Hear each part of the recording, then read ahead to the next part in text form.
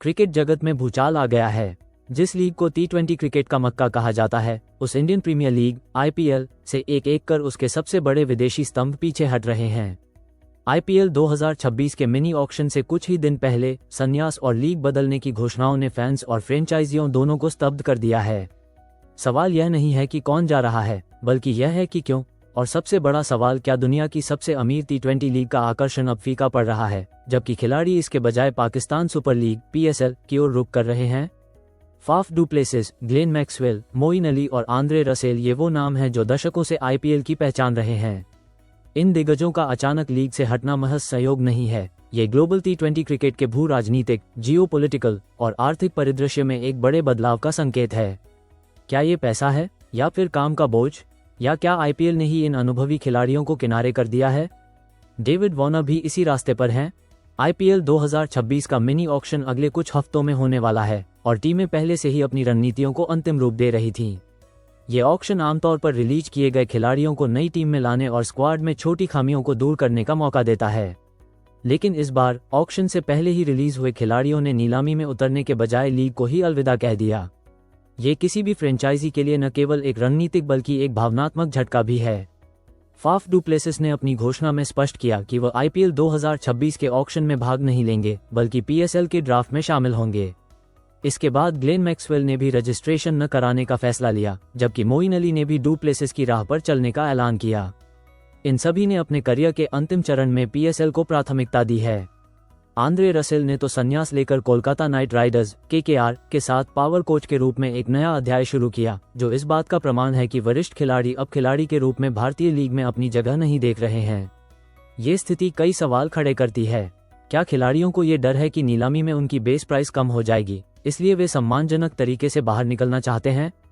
क्या IPL की franchise अब सिर्फ 20-25 साल के यंग गन्स पर ही दांव लगा रही हैं, जिससे अनुभवी खिलाड़ियों के लिए दरवाजे बंद हो रहे हैं?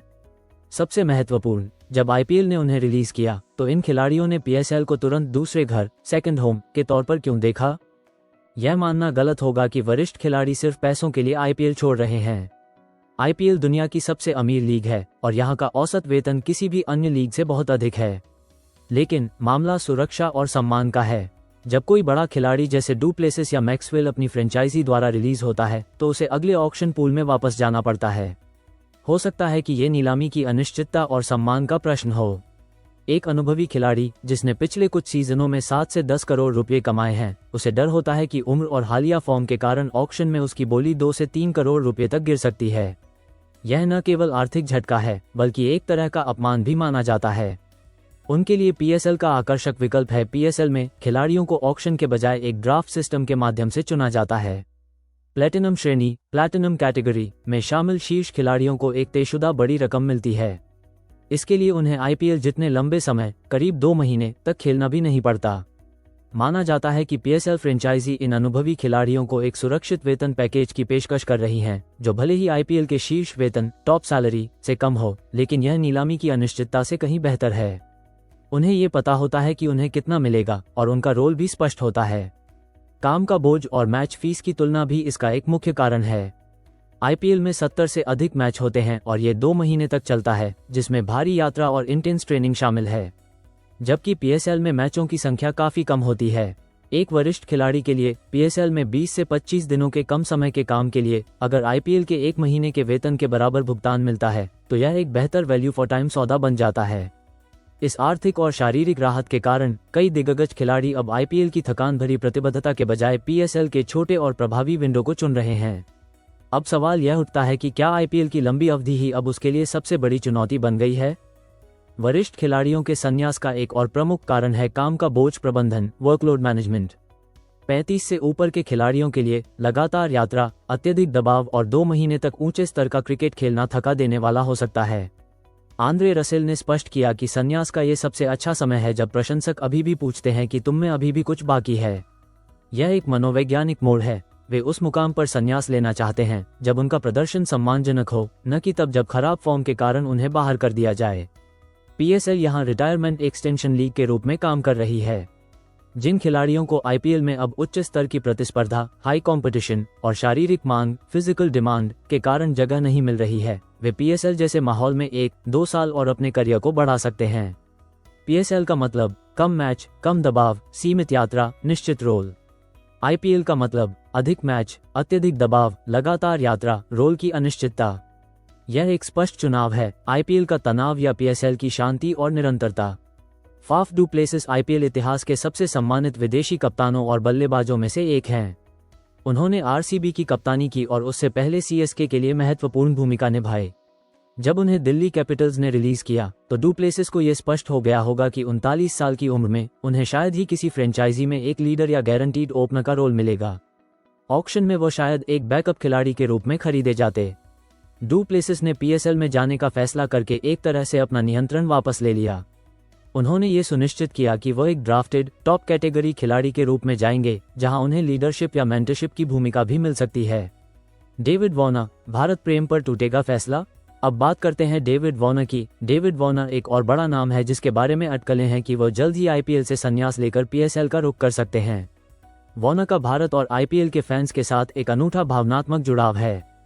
उनका SRH और DC के साथ शानदार करियर रहा है, लेकिन हकीकत यह है कि वॉर्नर भी अपने करियर के अंतिम चरण में हैं। यदि उनकी मौजूदा फ्रेंचाइजी, मान लीजिए DC, उन्हें रिलीज करती है तो क्या कोई टीम 8 से 10 करोड़ रुपए में 39 से 40 साल के एक ओपनर को खरीदेगी? क्या वॉर्नर ऑक्शन में अपनी कीमत गिरते हुए देखना चाहेंगे? वॉर्नर के लिए PSL या अन्य छोटी लीग में जाना, जहां वह अपने परिवार के साथ अधिक समय बिता सकते हैं और एक मेंटोर प्लेयर की भूमिका निभा सकते हैं, IPL के तनावपूर्ण बैटल मोड से कहीं अधिक समझदारी भरा विकल्प हो सकता है। क्या IPL भारत से उनके भावनात्मक जुड़ाव के बावजूद उन्हें मजबूर कर रहा है कि वो एक खिलाड़ी के रूप में रिटायर हो जाएं? PSL के दृष्टिकोण से यह एक रणनीतिक जीत है। PSL, जिसकी आर्थिक क्षमता IPL से बहुत कम है, अब विश्व स्तर के, भले ही उम्रदराज, खिलाड़ियों को आकर्षित कर रहा है। विश्लेषण कहता है, क्या PSL को कम लागत पर बड़ी ब्रांडिंग मिलेगी? PSL को डू प्लेसिस, मैक्सवेल और मोइन अली जैसे बड़े नामों से खेलने की वजह से वैश्विक कवरेज और विश्वसनीयता मिलेगी, जबकि उन्हें IPL के शीर्ष खिलाड़ियों जितना महंगा भुगतान नहीं करना पड़ेगा। क्या PSL को अनुभव का लाभ मिलेगा? ये अनुभवी खिलाड़ी PSL के युवा स्थानीय खिलाड़ियों के लिए अमूल्य मेंटरशिप प्रदान करेंगे, जिससे लीग का समग्र स्तर बढ़ेगा। क्या PSL काउंटर नैरेटिव बनेगा? PSL अब यह नैरेटिव बना सकता है कि खिलाड़ी वर्कलोड और आराम के लिए उन्हें चुन रहे हैं, न कि IPL से प्रतिस्पर्धा न कर पाने के कारण।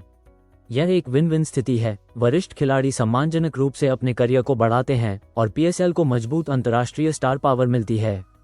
क्या यह एक स्वस्थ प्रतिस्पर्धा है, या क्या IPL को अब इस रिजेक्टेड खिलाड़ी बाजार पर भी ध्यान देना होगा? वरिष्ठ विदेशी खिलाड़ियों के इस महापलायन का IPL के भविष्य पर क्या असर पड़ेगा? डू प्लेसिस, रसेल और मैक्सवेल जैसे खिलाड़ी केवल रन या विकेट के लिए नहीं थे, वे ड्रेसिंग रूम में अनुभव और मेंटरशिप का खजाना थे। युवा खिलाड़ियों जैसे अभिषेक शर्मा, शुभमन गिल, यशस्वी जायसवाल को इन दिग्गजों के साथ खेलने का मौका मिलता था। इन मेंटर्स के जाने से युवा भारतीय प्रतिभाओं का विकास प्रभावित हो सकता है। ये पलायन IPL को अनिवार्य रूप से एक ऐसी लीग बना देगा जो पूरी तरह से युवा विदेशी खिलाड़ियों, यंग फॉरेन टैलेंट, पर निर्भर करेगी। 20 से 30 वर्ष की आयु के बीच के खिलाड़ी जो अभी भी अंतर्राष्ट्रीय क्रिकेट में सक्रिय हैं और एक बड़ी सैलरी चाहते हैं, वे IPL की पहली पसंद बन जाएंगे। यह एक दोधारी तलवार है। IPL से इस महापलायन के सकारात्मक परिणाम, इससे लीग की ऊर्जा और गति बढ़ेगी। IPL से इस महापलायन के नकारात्मक परिणाम, इससे लीग की आइकॉनिक वैल्यू कम होगी, क्योंकि कुछ ही सालों में हर कोई IPL को सिर्फ एक करियर बूस्टर लीग के रूप में देखेगा, न कि एक ऐसी लीग जहां लेजेंड्स अपने करियर को खत्म करते हैं। क्या IPL को अब रिटेन और वेतन नीतियों को बदलना चाहिए ताकि वह अपने दिग्गजों को एक सम्मानजनक एग्जिट पैकेज दे सके? या क्या यह IPL के लिए एक स्वस्थ बदलाव है जो उसे विश्व क्रिकेट में यंग टैलेंट की नर्सरी के रूप में उसकी स्थिति मजबूत करने देगा? IPL 2026 मिनी ऑक्शन से पहले वरिष्ठ विदेशी खिलाड़ियों का संन्यास और PSL की ओर उनका झुकाव एक स्पष्ट संकेत है। T20 क्रिकेट का वैश्विक मानचित्र बदल रहा है। ये केवल डू प्लेसिस या मैक्सवेल की बात नहीं है, यह एक प्रवृत्ति है। ये प्रवृत्ति दर्शाती है कि अनुभव, सम्मान और काम के बोझ का प्रबंधन अब पैसे जितने ही महत्वपूर्ण हो गए हैं। जहां IPL शीर्ष युवा और सक्रिय अंतर्राष्ट्रीय प्रतिभा के लिए अंतिम गंतव्य बना रहेगा, वहीं PSL अनुभवी दिग्गजों के लिए एक सुरक्षित और सम्मानजनक एक्सटेंशन बन रहा है। IPL अब उस चौराहे पर खड़ा है जहां उसे तय करना है कि वह अपने दिग्गजों के लिए क्या विरासत छोड़ना चाहता है। यदि वो उनकी अवहेलना करना जारी रखता है, तो उसे भविष्य में ऐसे और महापलायन देखने पड़ सकते हैं जो अंततः उसकी वैश्विक ब्रांड वैल्यू को नुकसान पहुंचाएगा। IPL 2026 की कहानी बस शुरू हुई है। क्या अब क्रिकेट बोर्ड खिलाड़ियों को लंबी अवधि के लिए पूरी तरह से लीग ओनली अनुबंध, लीग ओनली कॉन्ट्रैक्ट्स देना शुरू कर देंगे? क्या अन्य लीग जैसे साउथ अफ्रीका's प्रीमियर टी20 क्रिकेट लीग और बिग बैश लीग भी इस रिटायरमेंट एक्सटेंशन मॉडल को अपनाकर आईपीएल को चुनौती देंगी? क्या डेविड वार्नर का फैसला इन सभी सवालों का अंतिम जवाब होगा?